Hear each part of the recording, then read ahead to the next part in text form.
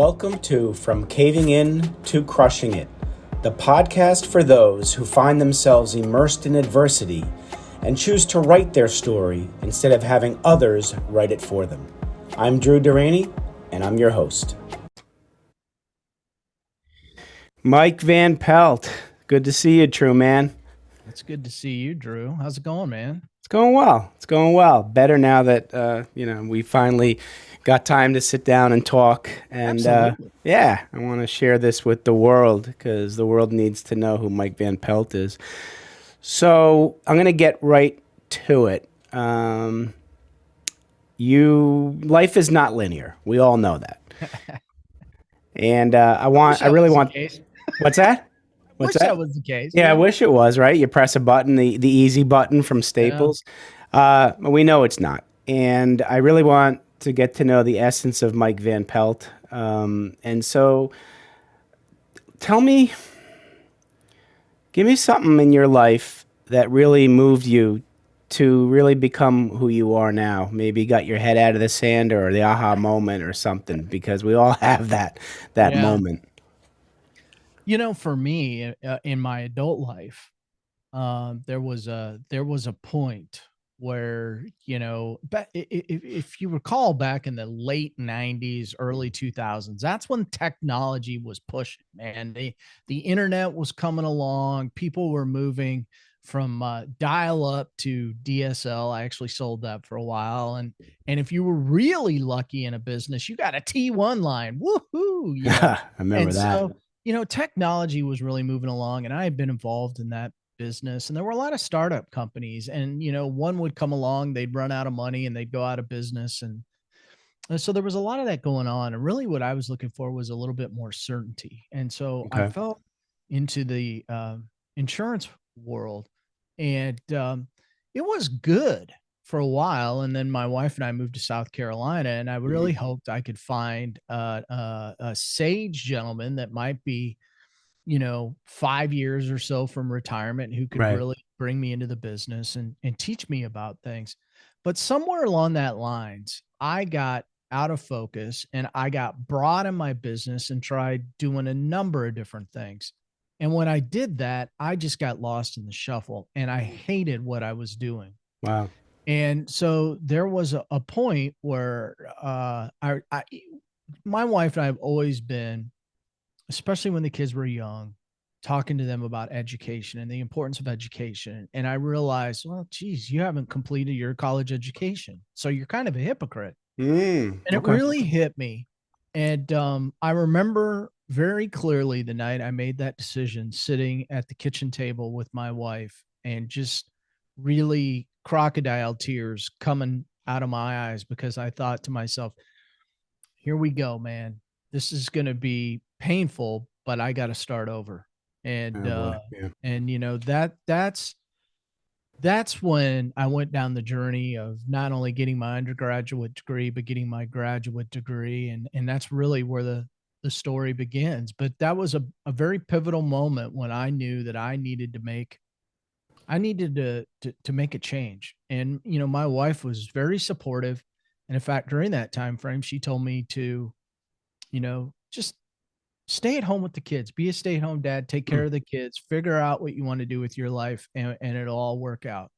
And it took a little while to work out, though, but that's all right. Hey, you know what? Very fortunate you had somebody supportive like that to do it. But so that's great. But that's certainly one point where I can look at in my life, and I remember it very, very clearly. What that moment felt like, and it's kind of like standing down at the bottom of the mountain and looking up and going, all right, it's time to start climbing. Yeah. Yep. So, and you said you don't want to be a hypocrite, and that's a tough thing. I mean, I know that a lot of us are able to give good advice and hope others take it, and we can't take our own advice. So how did that mastered that? Yeah. Well, how did that hypocritical feeling feel? And tell me how you started the whole back to going the undergraduate thing and how it changed. Well, I mean, it's I just knew I was setting off on a journey. Mm. I knew I was setting off on a journey, and prior to that, and part of what kicked that off was had gone through a leadership program with the National Association of Insurance and Financial Advisors. It was a 6-month program, Mm. Okay. and it was awesome. And I got done with that program, and I went, "What am I going to do next?" And that's really what got me thinking about what does next look like, Hmm. and that's what led to going back to school. Now, the interesting part about all that was I went back, got my undergraduate, and I had been doing also a tremendous amount of volunteer work in nonprofits. How A old lot are you at this time, if you don't mind me asking? uh uh right around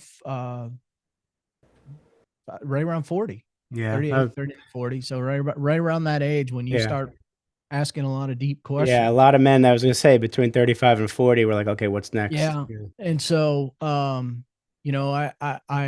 went down that journey. I got my undergraduate, Yeah. and I had all this great volunteer experience. I tried to go back out in the workforce, and I was just met with crickets. Jeez. And in fact, it was pretty painful. And one of those, it's because I was doing all this volunteer work and because I love nonprofits and serving people, I started really looking at it. I'm like, what do these nonprofit executives have that I don't have? And I Hmm. thought, well, Yeah. they have a graduate degree, and I only need a little bit more seasoning in some areas, so I'll go back and get that. But boy, oh boy, that made it worse because now, people are looking, yeah, now people are looking at my resume and they're Yeah. going, well, you've been a stay-at-home dad, you got all this education. Now, like, what am I supposed to do with you? And I thought, well, you're supposed to hire me. I mean, Hmm. isn't that obvious, Yeah. That's an obvious answer.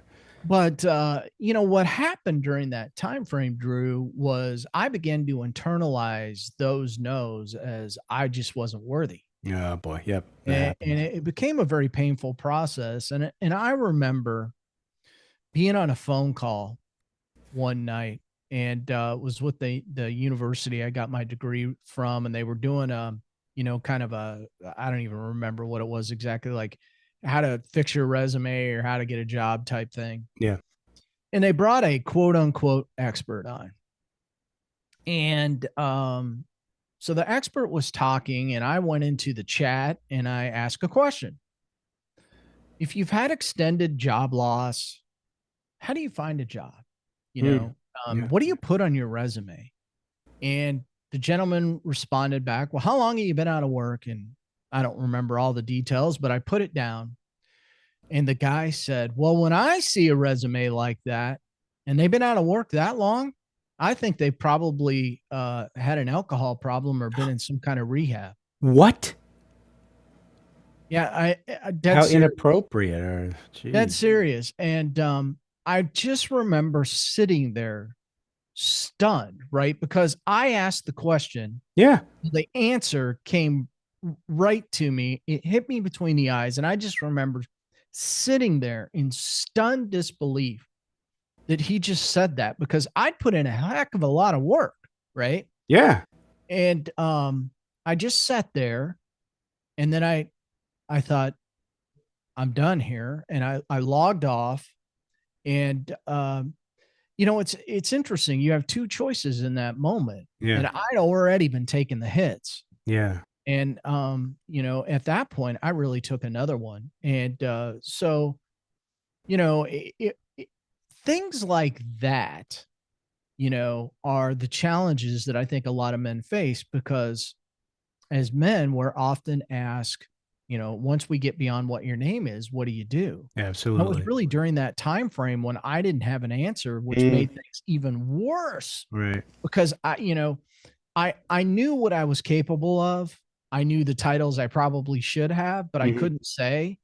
And there were a handful of times where my wife and I, when we'd go to events quite often, and somebody'd say, well, what do you do? And I literally would virtually curl up in the fetal position and not have an answer. Well, that's what we men have been trained to see our self-identity and have it tied to Yeah. what we do for a living, Yeah. and which is not healthy, man. No, no. So, those are the things that, really began driving that whole entrepreneurial journey. I didn't know it at the Mm. time because, right, the easy thing to go do Yeah. is to go get that W-2, right, Right. and get a paycheck. Yep. And so that was I see these things now as the breadcrumbs God laid out for me. But back then, Yeah. Yeah. that was a really dark thing for me to go to. And quite honestly, I kept most of that inside. Now it Yeah. would come out in ways like anger, Of course. frustration, Mhm. and typically when that occurred, it came out at really inopportune time. Like when someone Yeah. asked you, "What do you do, Mike?" Yeah. So, and my gut feeling is I'm not alone in these feelings. I think a lot of guys go through this. Yeah, I think basically what you said about keeping it in, I call it suffering in silence. And Yeah, most men do suffer in silence. And it's time that people like you and I break that and let people know it's a strength to break that silence. absolutely. So how'd you handle that? How finally did you break that silence? A lot of work. Yeah. I tried to surround myself with the right people. It Hmm. wasn't easy. I would read a lot of books, Hmm. self-help tapes. Right. But I think the interesting thing was at a certain point I decided, well, I've got the knowledge, skills, and ability. I just need to figure out how to become an entrepreneur, and I'll do my own thing. And the heck with corporate America, Yep. if they don't want me. And I tried uh, my hat at some business consulting, and I was at a network event and met a gentleman there by the name of Paul Bailey. And Paul and I really hit it off over this discussion about how many takers there were at a networking event we were at, Mhm. Oh my gosh. and Yeah. we wanted to be a part of a giver type Mhm. mentality. Right. And so we decided we were going to do our own group, networking group, which actually quickly morphed into a men's small group. Okay. And the interesting part about being in a men's small group was, it wasn't affiliated with the church. And Paul and I met some people and really started getting mentored in that. And it was in that real, authentic discussions started happening. Okay. And it was and then I did something really crazy. I Hmm. went to a retreat. I went to a men's retreat weekend, and Crazy is good. That's usually where yeah, the answers are. Answers are in yeah, and craziness. it was really during that weekend, on a Saturday morning when they played a song by Josh Groban called "You Yeah. Are Loved." It's not a worship song, Right. but the guy said, "I want you to hear this as God singing it to you." Right. So the words. And I heard the words, and it was really in that moment that I heard God say, "You're my beloved son, and I want Mhm. an intimate relationship with you." And I never had heard that in my life. Right. As a lifelong Christian, I didn't even know it was available. Yeah, I hear you. And so that really began to trend. That was in the spring of 2019, and Okay. it took me a while, most of that year, to try to unpack that. But going into 2020, I had some pretty big plans. Didn't we all? And COVID hit. Uh-huh. The dirty five-letter word. Yeah. And that's where things got a little obviously we all went through something during COVID, and it Right. wasn't a great period to go through. On the other hand, I point back to it now and realize that period gave me a different perspective of life and an Yeah. opportunity to make a shift. Yes. It's funny you say that because prior to that, right, the world didn't understand pivoting and making a shift and all that. And because of COVID and what a lot of us had to do during it, Yeah. now no one blinks at it or no one thinks twice. Yeah. It's like, oh yeah, we all shifted, we all pivoted. Drew, I got COVID over Christmas of 2019. And what was interesting about Yeah. that was we had convinced my wife's parents not to travel because of Okay. COVID. Yep. And because her mom is a diabetic, and, Right. and they're a little older, and we didn't want them to to risk traveling. Right, right. And I even remember sitting at Christmas dinner and we were having a discussion about COVID. And I remember jokingly saying, well, I'm sure if I ever got it, I'd probably get nothing more than the sniffles. I'm a pretty healthy guy. I've never really been sick. Yep. Little did I know I had COVID in that moment. In that moment. Okay. In that moment, I'd gone 3 places during that week. And I woke up on Christmas morning and I was a little sluggish, but I just chalked it up to, well, I'm probably just relaxing. It's Christmas morning. Yeah. I was kind of tired all day and didn't think anything of it. The following day I woke up and I had a fever. Okay. And it was almost instantly. I said to my wife, I called her back to the bedroom and I said, get your parents out of here immediately. I said, I think this could be the COVID. Yeah. And sure enough, I went and got tested that night and I had it. And in the meantime, Drew, I was kind enough to give everybody a Christmas present, and I gave it to everybody in the house. Well, that was nice of you. Well, you teach Yeah. people, you Yeah. teach your kids to share. So, Yeah. Yeah. So, but I was down and out for about 10 days. wow. It absolutely kicked my butt. Yep. And I've never experienced anything like that. And it was, and then when I came out of it, I was just in this brain fog. But I was very sentimental when I came out of it. And my heart almost immediately went to, man, you got a second. And don't get me wrong. I wasn't in the hospital. I wasn't, one of these people on a respirator or anything like that. Right. But what happened, because I was in so much leg and back pain throughout that thing, and it was odd. I've never experienced anything like it in my life. And it was almost like when I came out of it, I just remember sitting at my desk going, you know what you know what you need to do. Now figure this out.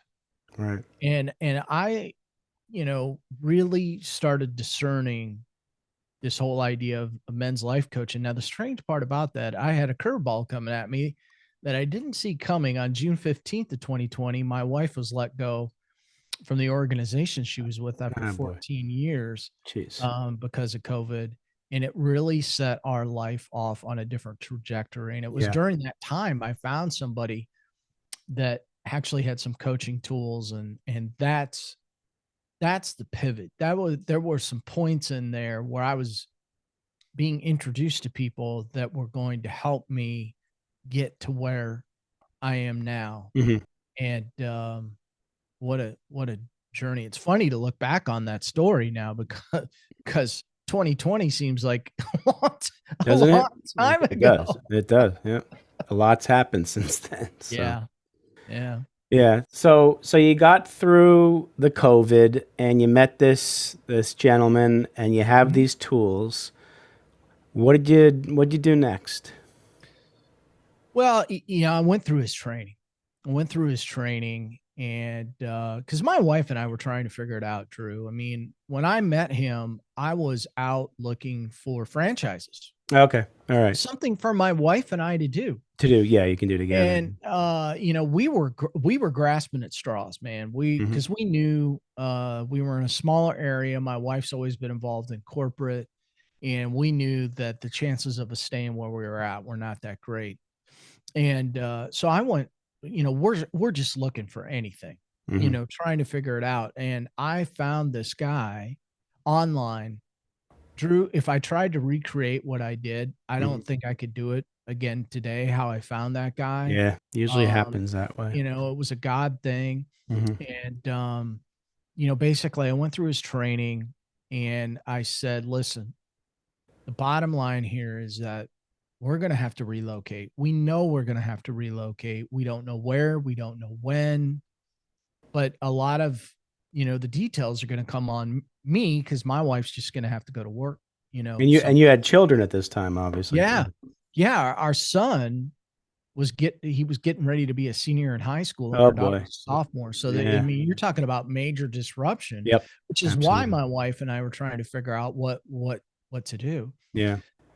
Ultimately he said to me, Mike, when you're when you're ready, let me know, but continue going through the training and get certified. And, when it's time, we'll pull the trigger. Interestingly enough, during that time, I'd sent him a couple of blogs and he said to me, "You ever thought about doing a podcast?"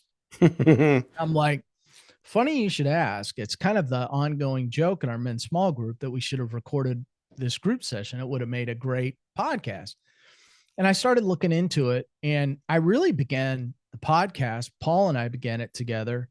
Now it's more of me interviewing somebody like this format.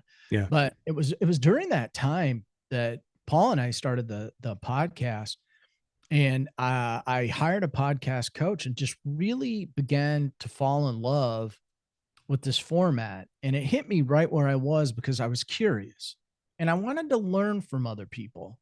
And that's the beauty of doing podcasts and having these formats, is that you can talk with whoever you want. Yeah. And, so it that's how the podcast began. It was really kind of a joke, and I'm not a technical guy. So, Yeah.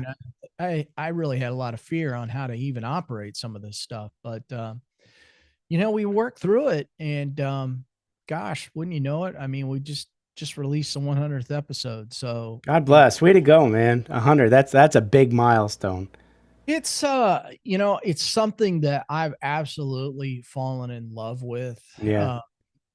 Primarily, um, you know, you and I were talking about this before we jumped on the podcast. I mean, the amount of technology, social media out there. I mean, Yep. gosh, when I first got into sales way back when, I mean, my sales manager took me out to a building and dropped me off and made me knock on doors. Now you can't really go knock on doors. Yeah. You got to find other, ways to do it. And what I Right. love about podcasting, is it gives people an opportunity to hear me and it's that know, like, trust factor. Right. Like, there's Mike, hey, he's a real guy. He's got real challenges like me. And, here's how he deals with it. Or I bring an expert on and we talk about it. So it's one of the reasons why I love this format. How is the coaching going now and the podcast? How are they working together to help drive your message? I think you find different, you figure it out as you go, Yeah. Drew. I mean, this is not an area that I'm an expert in. And, what I've learned to do is, in fact, I'm learning to talk about this. Yeah. There's so many different facets to it, is ask for help, Yeah. and go to help from people. I have some podcast people that help me edit it now. And we do biweekly calls and have strategy that we're implementing. And I have a small business coach that, we develop strategies and we're trying to intertwine, not just the coaching and the podcast, but, like I'm writing a book and, working on a speaking platform, Right. and we're trying to intertwine workshops and masterminds, and there's a lot of activity going on Right. in my world Yeah. right now. It's Absolutely. now it's fun, it's Good. exciting, and I'm Yeah. learning a lot. And but it's because I finally gave up control, Drew, and Yes. and, and asked for help. Yeah. And that's a big part of my message now. That's a great message, Mike, and thank you for sharing and being emotionally vulnerable. It's one thing that men need to start doing more often, asking for help and being a little more emotionally vulnerable so we can get that darn help. So, all right. So I got two questions to end this with, and then we'll learn more about how people can reach out to you. Yeah. You're sitting down with young 7 to 10-year-old Mike, and you would like to give him some advice on life. What are you going to tell him? Well, it's funny. So I'm jumping ahead here a little bit, but in Yep. an upcoming book that I'm going to be a part of, collaboration book, Cracking the Rich Code, the chapter that I'm writing on is the power of asking for help. Good for you. And one of the reasons that I talk about that was what's interesting in you asking that question was in the article, I talk about an event that occurred in 1976 when I was 6 years old. Okay.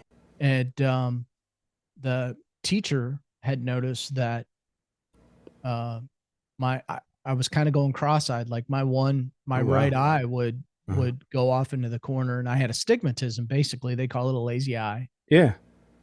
And they took me to the doctor, and they had a little projector back then, and he said, "What do you see?" And I said, "I see the moon jumping over the cow."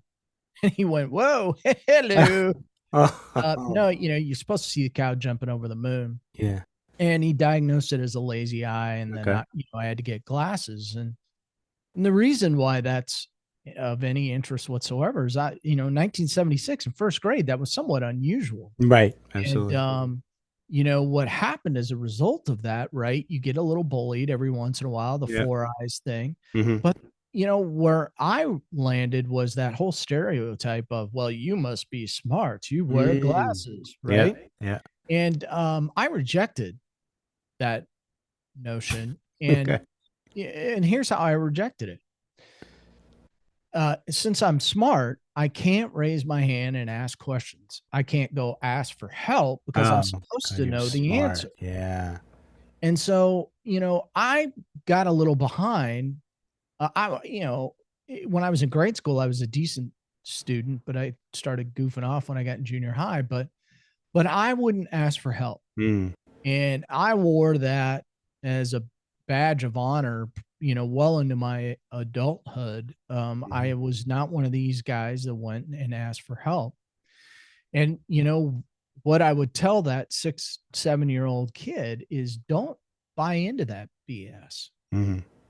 That's good. If you No, have a question, yeah, go get help absolutely. No, that's because it great. caused me to fall behind a little bit. Yeah. No, that's great. Absolutely great advice. All right. All right. So now you're going to ask for help. Now you're going to put a different hat on. And you're now sitting with young Mike, the businessman, soon to be entrepreneur, and you want to give him some business advice from what you've learned over your life. What are you going to tell him? Yeah. I just wrote about this for an article that I'm going to be in. And it's almost cliche because you hear this a lot. Um, Not only ask for help, but fail fast and ask for help. Okay. Explain Because that. you need to make you. Here's the bottom line. So many of us go through life trying to avoid failure or Right. avoid making mistakes. Now, Yes. I'm a recovering perfectionist, so I know how this Yeah. works Yeah. very, very well. Yep. You're not going to be perfect, Right. and you will fail. That is a foregone conclusion. Hmm. And despite what our culture teaches us this day, accept the fact that you failed Hmm. and figure out how to make it work. And if Right. you can't make it work, go ask for help. Okay. And I think Okay. not, if anybody who's an entrepreneur or just in life in general, I mean, you Right. can't be afraid to fail. You can't be afraid to fail. You can't. Sometimes you're going to finish second. That's okay. Hmm. What do you learn from it? I've lost a lot in my life. I actually remember being a part of a junior high basketball game and we lost by 100 points. Can you believe that, Drew? Wow.